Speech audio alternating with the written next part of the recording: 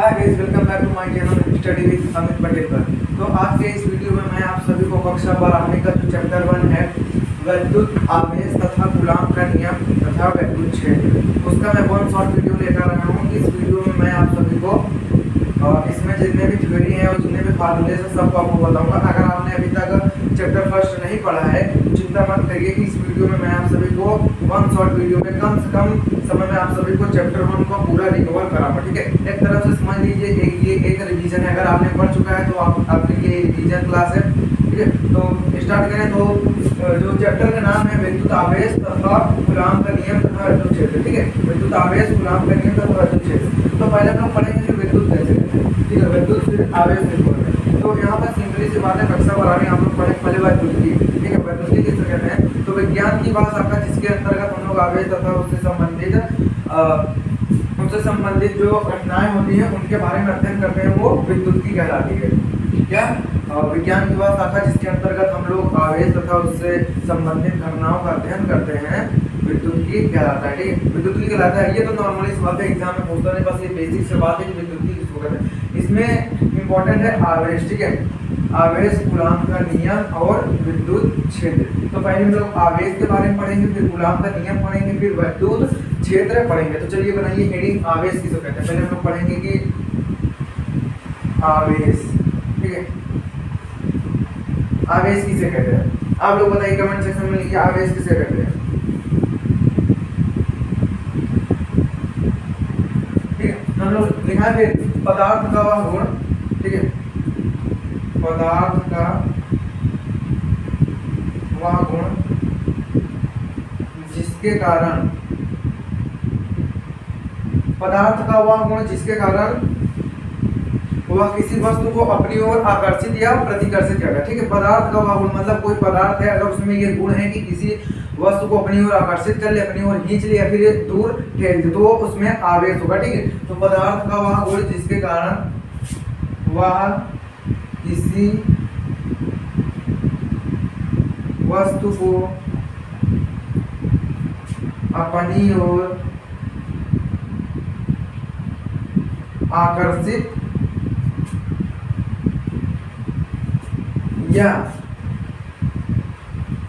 प्रतिकर्षित करता है। ठीक है,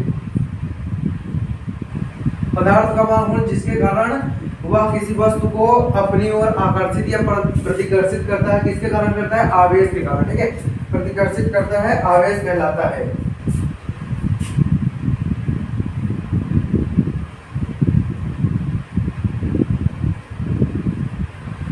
आवेश का। ठीक है, जल्दी से जल्दी आप लोग इस वीडियो को अपने दोस्तों के पास शेयर करिए और उनको बताइए कि यहाँ पर क्लास चल रही है। ठीक है, तो इसका हो गया आवेश कहते हैं। आवेश किसे कहते हैं? पदार्थ का वह गुण जिसके कारण वह किसी वस्तु को अपनी ओर आकर्षित या प्रतिकर्षित करता है या फिर अनुभव करता है, तो वो किसे कहते हैं? हम लोग आवेश कहते हैं। इसे किससे किससे दिखाते हैं? इसे क्यों से डिनोट करते हैं। ठीक है, इसे क्यों से दिखाते हैं। इसे हम लोग किससे दिखाते हैं? क्यों से दिखाते हैं। यह अदिश राशि होती है। ठीक है, यह कौन सी राशि होती है? अदिश राशि होती है। ये भी पॉइंट लिख दीजिए, यह अदिश राशि होती है। कौन सी राशि? अदिश राशि होती है। यह अदिश राशि होती है। अब हम लोग यहाँ पर बहुत ही अच्छी तरीके से मैं आप सभी को बताऊंगा कि आवेश के बारे में। तो आशा करता हूँ आवेश के बारे में आप लोग को समझ में आएगा। एक बार फिर से बता देता हूँ, पदार्थ का वह गुण जिसके कारण कोई वस्तु को अपनी ओर आकर्षित या प्रतिकर्षित करता है, क्या कहलाता है? आवेश कहलाता है। इसे हम लोग क्यों से डिनोट करते हैं? किससे डिनोट करते हैं? क्यों से डिनोट करते हैं। यह अदिश राशि होती है। इन्हें समझ में आया? यह अदिश राशि होती है। अब हम लोग अगला पढ़ते हैं। ठीक है, हमने विद्युत पढ़ा, आवेश पढ़ा। अब हम लोग पढ़ेंगे कि विद्युत आवेश किसे कहते हैं। ठीक है, हेडिंग बनाइए विद्युत आवेश। ये एक तरफ से आप लोग का रिवीजन क्लास है। ठीक है, इसमें शॉर्ट से शॉर्ट तरीके से बताऊंगा। जितना कम समय लगेगा उतने कम समय में आप सभी को बताने की कोशिश करूंगा, ज्यादा डीपली नहीं बताऊंगा। आपने अगर एक बार पढ़ चुका है तो ठीक है, आपके लिए रिवीजन क्लास है। अगर आप एक बार भी अभी चैप्टर फर्स्ट नहीं पढ़े हैं तो कोई बात नहीं, इसको पढ़िए अच्छे से और एक बार अपने से रिवीजन कर लीजिएगा, पूरा कॉन्सेप्ट आप सभी का क्लियर हो जाएगा। ठीक है, तो धारा तथा समय के गुणनफल को हम लोग क्या कहते हैं? धारा तथा समय के गुणनफल को विद्युत आवेश कहते हैं। विद्युत आवेश कहते हैं। ठीक है, ये सूत्र के हिसाब से डिफिनेशन बता रहा हूं, जो कि ये भी डिफिनेशन सही है। ठीक है, विद्युत आवेश जैसे धारा तथा समय के गुणनफल को क्या कहते हैं? विद्युत आवेश कहते हैं। जो कि सूत्र क्या होता है? धारा गुणित समय क्यों बराबर। ठीक है, ये विद्युत आवेश क्यों बराबर क्या होता है? धारा गुणित समय। तो क्यों बराबर क्या होगा? धारा को किससे डिनोट करते हैं? I से इंटू टी से। क्यों बराबर I इंटू टी। ठीक है, धारा तथा समय के, ये टी समय है और ये I धारा है। ठीक है, धारा तथा समय के गुणनफल को हम लोग क्या कहते हैं? विद्युत आवेश कहते हैं। कितना समझ में आया? धारा तथा समय के गुणनफल को हम लोग विद्युत आवेश करते हैं। ये क्यू बराबर आई टी होता है। एक और सूत्र होता है क्यू बराबर, यानी जिसे क्वांटम समीकरण सूत्र कहते हैं। ठीक है, क्यू बराबर यानी ये क्या होता है? ई क्या होता है? 1.6√10⁻19। ये आवेश होता है। ठीक है, इलेक्ट्रॉन पर कितना आवेश होता है? और ये इलेक्ट्रॉनों की संख्या होती है। किसकी? इलेक्ट्रॉनों की संख्या। और ये क्या है? आवेश है। विद्युत आवेश या फिर आवेश कह सकते हैं। क्यू बराबर यानी ये क्या है? धारा बताया, ये टी समय है, ये भी आवेश है। इसके दो सूत्र होते हैं। आपको अपने हिसाब से क्वेश्चन में किस हिसाब से पूछेगा उस हिसाब से आपको लगाना रहता है। ठीक है, अब इसका मात्रक क्या होता है? विद्युत आवेश का मात्रक। ठीक है, विद्युत आवेश का मात्रक होता है एम्पियर सेकेंड। एम्पियर सेकंड, या छोटा सा मात्रक है कूलाम। ठीक है, कूलाम, यही याद रखिएगा। अब मात्रक क्या होता है? आवेश का मात्रक कूलाम होता है। याद रहेगा ना, आवेश का मात्रक कूलाम होता है। इसकी बीमा भी निकाल लेंगे। बीमा क्या होगी? इसकी बीमा निकालना हम लोग कक्षा गिरामी में पढ़े होंगे। अगर बीमा निकालना नहीं आता तो इस वीडियो के डिस्क्रिप्शन में मैंने लिंक डाल दी है। बीमा निकालना बहुत ही अच्छी तरीके से आप सभी को बताया है। इसकी बीमा क्या होगी? ए टी होगी। ठीक है, बीमा क्या होगी? ए टी होगी। चलिए अब अगला टॉपिक हम लोग पढ़ेंगे आवेश के प्रभाव। आवेश दो प्रकार के होते हैं, एक धनात्मक होता है, एक पॉजिटिव और एक निगेटिव होता है। ठीक है, एक पॉजिटिव और एक निगेटिव होता है। बताने की जरूरत नहीं है, इसको लिखवाने की जरूरत नहीं है, वैसे बताते हैं जहां पर इलेक्ट्रॉनों की जो कमी होती है। ठीक है, आवेश दो प्रकार के होते हैं, धनावेश। इससे पहले आप सभी को बता दूं कि इनके जो सजातीय होते हैं, ठीक है, जैसे प्लस प्लस होगा। चलिए इसको आप लोग को लिखवा ही देता हूँ, इसको रेस करके।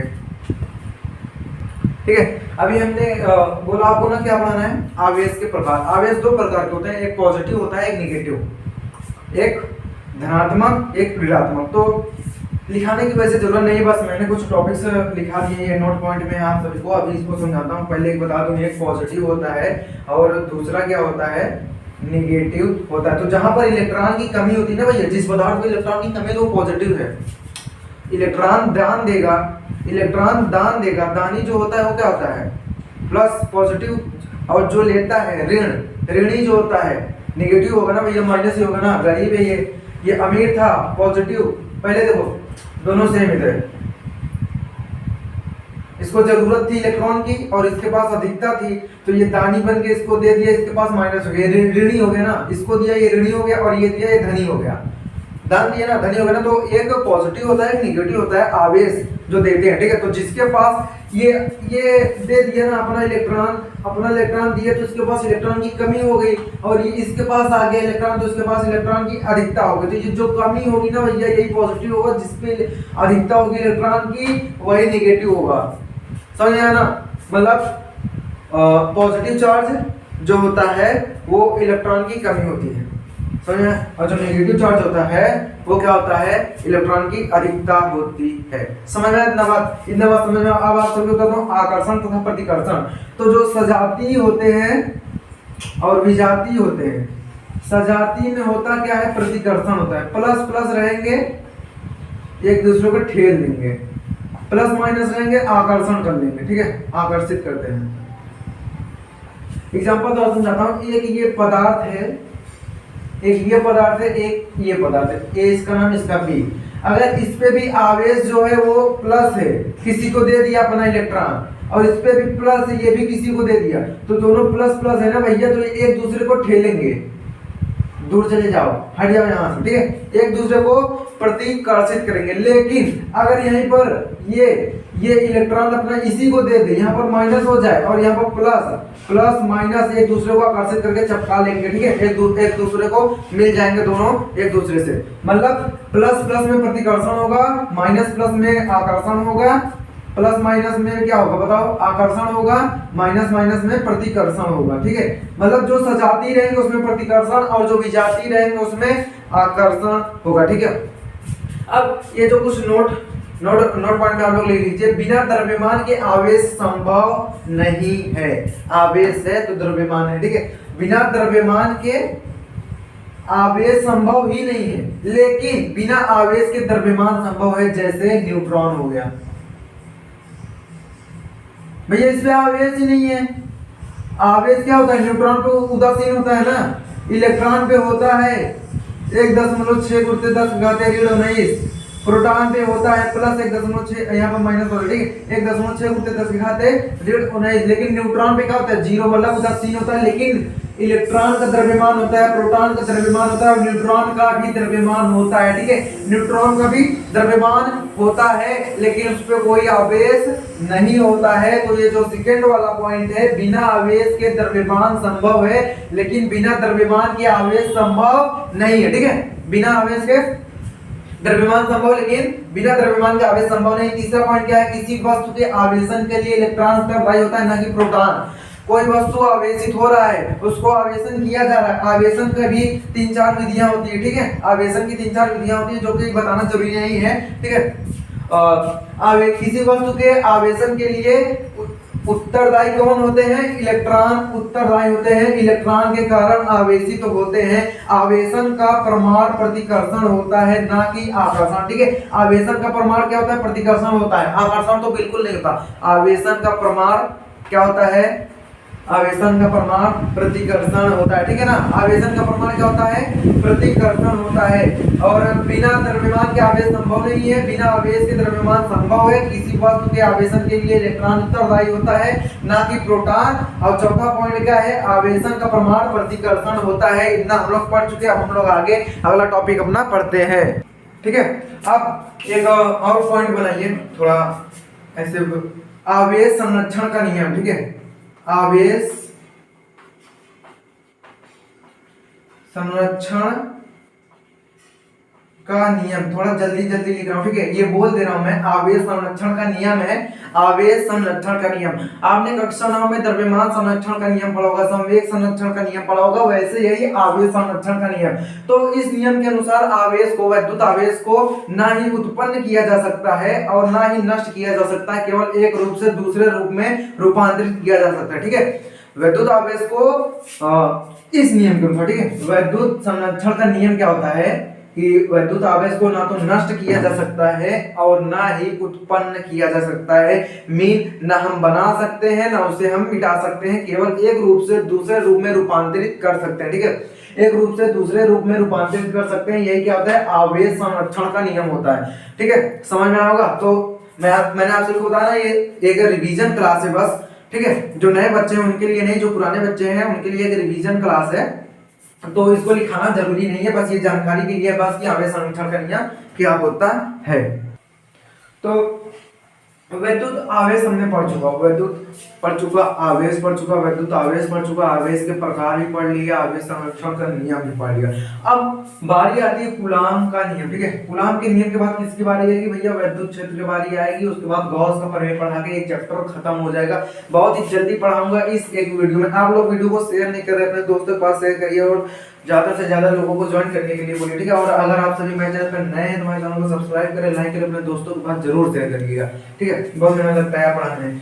तो कूलाम का नियम क्या कहता है, ठीक है। कूलाम कहते हैं कि दो स्थिर बिंदु आवेशों के बीच लगने वाला आकर्षण तथा प्रतिकर्षण बल दोनों आवेश के मात्राओं के गुणनफल तथा उनके बीच की दूरी के वर्ग के ये होता है, गुणनफल के अनुक्रमानुपाती तथा उनके बीच की दूरी के वर्ग के व्युत्क्रमानुपाती होता है। नहीं समझ में? चलिए समझाते हैं, ठीक है। दो स्थिर बिंदु आवेश, एक बिंदु आवेश ये हो गया, मान लीजिए ये हो गया, एक बिंदु आवेश ये होगा। दो स्थिर बिंदु आवेश 1 2, ठीक है। बीच लगने वाला आकर्षण तथा प्रतिकर्षण बल। आकर्षण बल कब लगेगा, प्रतिकर्षण बल कब लगेगा। मैंने बताया था ना, अगर प्लस प्लस है, ठीक है, प्लस और प्लस है तो आकर प्रतिकर्षण होगा, माइनस और क्या प्लस है तो आकर्षण होगा, ठीक है। सजातीय होंगे प्रतिकर्षण, विजातीय होंगे तो आकर्षण, ठीक है। तो मान लेते हैं यहाँ पर एक प्लस है और ये वाला माइनस है। प्लस प्लस भी हो सकता है, दोनों प्लस प्लस भी हो सकते हैं, प्लस माइनस भी हो सकते हैं, ठीक है। प्लस प्लस भी हो सकता है, प्लस माइनस भी हो सकता है। एक्चुअली हम लोग क्लियर है कि प्लस माइनस क्यों विजातीय तो आकर्षण ही होगा, ठीक है। माइनस प्लस आकर्षण होगा, दोनों एक दूसरे को खींचेंगे। आकर्षण तथा प्रतिकर्षण बल दोनों आवेश की मात्राओं के गुणनफल, दोनों आवेश की मात्राओं के मतलब क्या होता है भैया, इस पे जितनी मात्रा होगी और इस पे जितनी मात्रा होगी, मतलब अगर इस पे 2 कूलम आवेश होगा, इस पे 3 कूलम आवेश होगा, तो दोनों को गुणनफल, मतलब यहाँ पर आवेश की मात्रा, मतलब यहाँ पर जितनी आवेश की मात्रा होगी और यहाँ पर जितनी आवेश की मात्रा होगी, दोनों का गुणनफल कर लेंगे, गुणा कर देंगे उसके अनुक्रमानुपाती तथा इनके बीच की दूरी के यहाँ से यहाँ तक की जो दूरी होगी भैया, यहाँ से यहाँ तक की जो दूरी होगी, इनके वर्ग के व्युत्क्रमानुपाती होता है। क्या व्युत्क्रमानुपाती होता है, बल, बल व्युत्क्रमानुपाती। बल किसके व्युत्क्रमानुपाती होता है, किसके व्युत्क्रमानुपाती होता है, इन दोनों के बीच की दूरी के व्युत्क्रमानुपाती होता है। और अनुक्रमानुपाती मतलब समानुपाती, ठीक है। किसके होता है, किसको बताओ, इन दोनों के आवेश में जो मात्राएं होते हैं उनके, ठीक है। तो सिंपली आप सबको समझ में आएगा, मैं आपको सूत्र द्वारा समझाता हूँ। F बराबर क्या हो जाएगा, यहाँ पर बल क्या है ना, आकर्षण बल या प्रतिकर्षण बल, दोनों में किसी भी लिख सकते हैं। और इस वीडियो के डिस्क्रिप्शन में मैंने लिंक भी डाल दिया कूलाम का नियम, जो कि मैं बहुत पहले पढ़ा चुका हूँ। वहां पर पूरा एक वीडियो है कूलाम के नियम का, उस पर सवाल भी लगाया है मैंने, तो वहां पर जाके आप देख सकते हैं। फिलहाल मैं यहाँ भी बता रहा हूँ, ठीक है। तो क्या होता है यहाँ पर, जैसे एक बिंदु आवेश ये होगा, ए हो गया, एक बी हो गया, इसको हम लोग Q1 मान लेते हैं, Q1, और ये Q2 है, ठीक है। Q1 ये हो गया, Q2 ये हो गया। अब Q1 व Q2 के बीच, ठीक है, Q1 व Q2 के बीच लगने वाला बल F बराबर क्या होगा, इन दोनों के बीच के जो लगने वाला बल होगा F बराबर क्या होगा, इसमें साफ साफ बोला है कि बीच आवेशों के बीच, मतलब आवेश ये हो गया, आवेश ये हो गया, आवेशों के बीच लगने वाला बल, आकर्षण तथा प्रतिकर्षण बल, दोनों आवेशों की मात्राओं के गुणनफल के अनुक्रमानुपाती, मतलब यहाँ पर जो होगा और यहाँ पर जो होगा, इन दोनों का गुणा कर देंगे, उसके अनुक्रमानुपाती होगा। या अनुक्रमानुपाती क्या, Q1 Q2 इंटू में समीकरण 1 मान लेते हैं, ठीक है। इतना बोला है कि नहीं, इतना बोला बना, बोला ना, बोला है ना कि इन दोनों के बीच के जो इस पे जो मात्रा होगी, जितनी जितनी आवेश की मात्रा होगी और इस पे जितनी आवेश की मात्रा होगी, दोनों का गुणनफल करेंगे और उसके अनुक्रमानुपाती क्या होगा, दोनों के बीच लगने वाला बल। यहाँ पर आवेश की मात्रा Q1 मान लिया है, यहाँ पर आवेश की मात्रा Q2 मान लिया है, तो F अनुक्रमानुपाती Q1 Q2। उसके आगे क्या कहता है, उसके आगे कहता है तथा उनकी बीच की दूरी के वर्ग के व्युत्क्रमानुपाती होता है क्या, बल, ठीक है। ये है बल, ये F व्युत्क्रमानुपाती किसके होता है भैया, उनके दूरी के वर्ग के व्युत्क्रमानुपाती का मतलब 1/, वर्ग कर देंगे ना, r²। समीकरण 2 हो गया भैया, ठीक है। समीकरण 2 हो गया, हुआ ना, मतलब व्युत्क्रमानुपात में 1/, होता है ना r, और दूरी वर्ग हुआ 1/r²। अब समीकरण 1 और 2 से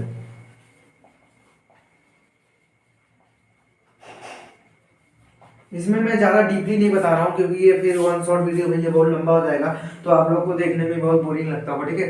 तो बताया ना Q1 और Q2 के बीच दूरी लगने वाला बल क्या हुआ है, F, और ये Q1 × Q2 दोनों के गुणनफल के व्युत्क्रमानुपाती, ठीक है, अनुक्रमानुपाती। और F प्रोपोर्शनल क्या होगा, 1/r²। इसका व्युत्क्रमानुपाती मतलब 1/, उल्टा होता है भैया, ना उल्टा होगा, r² उल्टा क्या होगा, 1/r²। समीकरण 1 और समीकरण 2 से हम लोग मिल जाएगा, क्या हो जाएगा, दिखाई दे रहा है यहाँ पर, मैं एक बार देखता हूँ आप लोग को यहाँ पर दिखाई दे रहा है कि नहीं, हाँ दिखाई दे रहा है।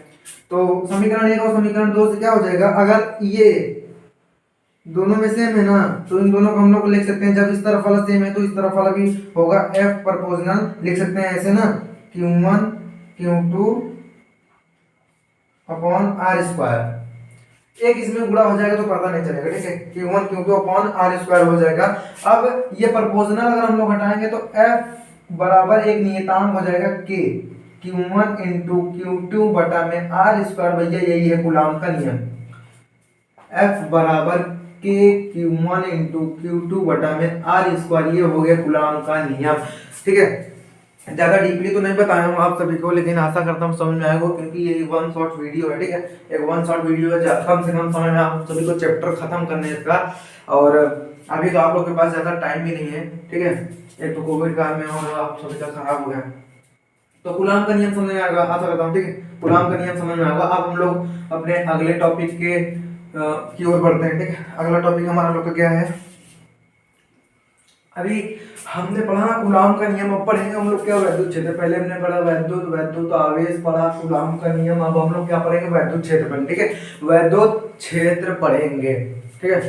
और वैद्युत क्षेत्र क्या होता है, हेडिंग बनाई है। और नॉर्मली क्या है, रिवीजन क्लास में मैंने बताया आप सभी को कि ये रिवीजन क्लास है, तो बस लेक्चर देखिए, इसको लिखने की कोई जरूरत नहीं, ठीक है, आप सभी को दिखाई भी नहीं दे रहा होगा, तो साथ साथ मैं बोल के बताता हूँ सब कुछ क्या लिखा, ठीक है।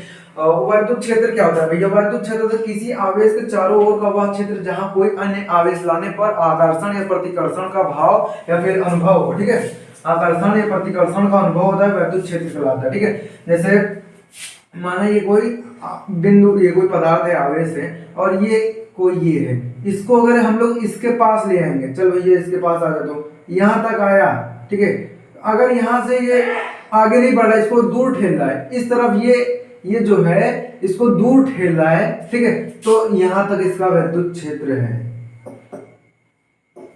ठीक है।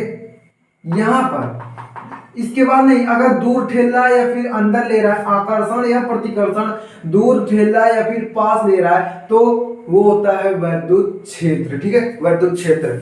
नॉर्मली बात से समझो, बस किसी आवेश के चारों ओर का वह क्षेत्र, मैं आवेश हूं, मेरे चारों ओर का वह क्षेत्र, अगर कोई आदमी मेरे जो क्षेत्र तक आए, जहां तक मेरा क्षेत्र है वहां तक कोई और आदमी आए, अगर मैं उसे ठेल दूं या फिर अपनी ओर ले लूं, ठीक है, अपनी ओर ले लूं, तो वो मेरा क्षेत्र होगा कि यहाँ मेरे क्षेत्र के अंतर्गत तुम आना वाला नहीं, तो मैं ठेल दूंगा फिर अपने पास ले लूंगा, ठीक है। तो वही होता है किसी आवेश के चारों ओर का वह क्षेत्र जहां पर कोई अन्य आवेश लाने पर उस पर आकर्षण या प्रतिकर्षण का अनुभव होता है, वैद्युत क्षेत्र कहलाता है। वैद्युत बल रेखाएं क्या होती भैया, इसी मतलब वैद्युत बल रेखाएं। पहला पॉइंट है, किसी वैद्युत क्षेत्र में स्वतंत्रता पूर्वक छोड़ा गया परीक्षण धन आवेश, पॉजिटिव चार्ज, ठीक है, धन आवेश जिस पथ का अनुसरण करता है वैद्युत बल रेखाएं कहलाता है, ठीक है, वैद्युत बल रेखाएं कहलाता है। किसी वैद्युत क्षेत्र में स्वतंत्रता पूर्वक छोड़ा गया परीक्षण धन आवेश जिस पथ का अनुसरण करता है उसे वैद्युत बल रेखाएं हम लोग कहते हैं, ठीक है। क्या कहते हैं, वैद्युत बल रेखाएं कहते हैं। वैद्युत बल रेखा के किसी बिंदु पर खींची गई स्पर्श रेखा, वैद्युत बल रेखा के किसी बिंदु पर खींची गई स्पर्श रेखा उस बिंदु पर वैद्युत क्षेत्र की दिशा बताती है। क्या बताती है, वैद्युत क्षेत्र की दिशा बताती है, ठीक है, क्या बताती है, वैद्युत क्षेत्र की दिशा, ठीक है। क्या होता है भैया, बिंदु पर वैद्युत क्षेत्र की दिशा बताती है, कौन बताती है दिशा, वैद्युत बल रेखा के किसी बिंदु पर खींची गई स्पर्श रेखा उस बिंदु पर वैद्युत क्षेत्र की दिशा को बताती है। किसको बताती है, वैद्युत क्षेत्र की दिशा को। वैद्युत बल रेखाओं के गुण क्या होते हैं, क्या होते हैं वैद्युत बल रेखाओं के गुण, ठीक है। पहला पॉइंट क्या है, यह धन आवेश से निकलकर ऋण आवेश पर समाप्त हो जाती है, भैया ये पॉजिटिव चार्ज है, ये नेगेटिव चार्ज है, यहां से निकल के यहां पर समाप्त, बात खत्म। दूसरा पॉइंट क्या आता है, बल रेखाएं कभी भी एक दूसरे को काटती नहीं है, क्योंकि ऐसा होने पर प्रतिच्छेद बिंदु दो हो जाते हैं, ठीक है, प्रतिच्छेद बिंदु वैद्युत क्षेत्र की दो दिशाएं उत्पन्न हो जाएंगी, जो कि संभव नहीं है। ये पॉजिटिव चार्ज, ये नेगेटिव चार्ज, ऐसे गया ऐसे गया ऐसे गया, कभी एक दूसरे को आपस में काटेंगे नहीं। बना के दिखा देता हूं मैं, ये पॉजिटिव चार्ज हो गया, ये नेगेटिव चार्ज, ठीक है, ऐसे जाएगा, ठीक है, लेकिन एक दूसरे को कभी काटेंगे नहीं, टच भी नहीं करेंगे, टच भी नहीं करेंगे। क्या है दूसरा पॉइंट, वैद्युत बल रेखाएं कभी भी एक दूसरे को काटती नहीं, क्योंकि ऐसा होने पर प्रतिच्छेद बिंदु पर वैद्युत क्षेत्र की दो दिशाएं उत्पन्न हो जाएंगी, जो कि संभव नहीं है, जो कि संभव नहीं।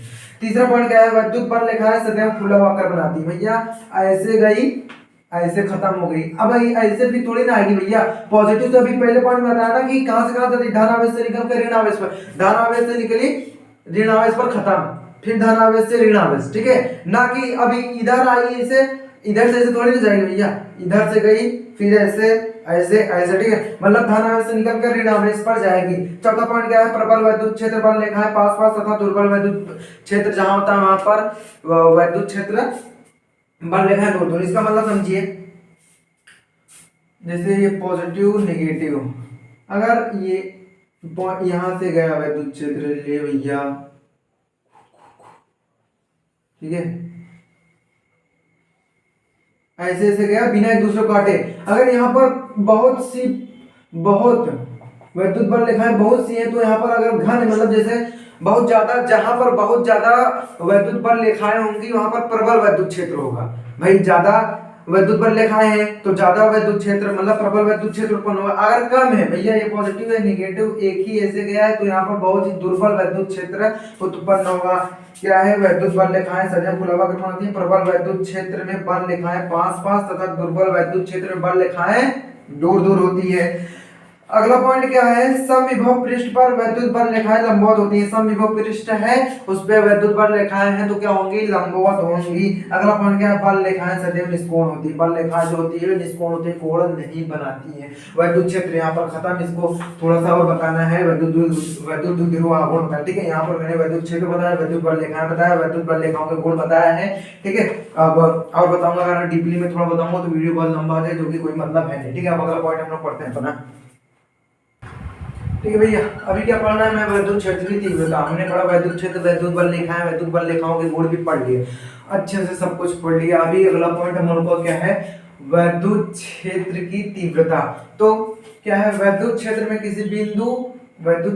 किसी बिंदु पर रखे परीक्षण आवेश, क्यों होता है परीक्षण आवेश, क्यों, पर लगने वाला बल F तथा परीक्षण आवेश के मान की निष्पत्ति को उस बिंदु पर वैद्युत क्षेत्र की तीव्रता E कहते हैं, ठीक है। वैद्युत क्षेत्र की तीव्रता इसे डिनोट करते हैं हम लोग।